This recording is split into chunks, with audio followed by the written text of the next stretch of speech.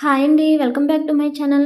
మునక్కాయ అలాగే ఎగ్ కాంబినేషన్‌లో ఎప్పుడైనా కర్రీ చేసుకున్నారా? ఒక్కసారి ట్రై చేయండి. చేసుకోకపోతే చాలా బావుంటుంది. మీకు చాలా అయితే నచ్చుతుంది. ఫస్ట్ అయితే ఎగ్స్‌ని తీసుకొని అందులో 2 గ్లాసుల వరకు వాటరు, కొంచెం సాల్ట్ కూడా వేసుకొని బాయిల్ చేసుకోవాలి. నెక్స్ట్ ఇక్కడ మనకు కావాల్సినది చింతపండు కూడా నానబెట్టుకోవాలి.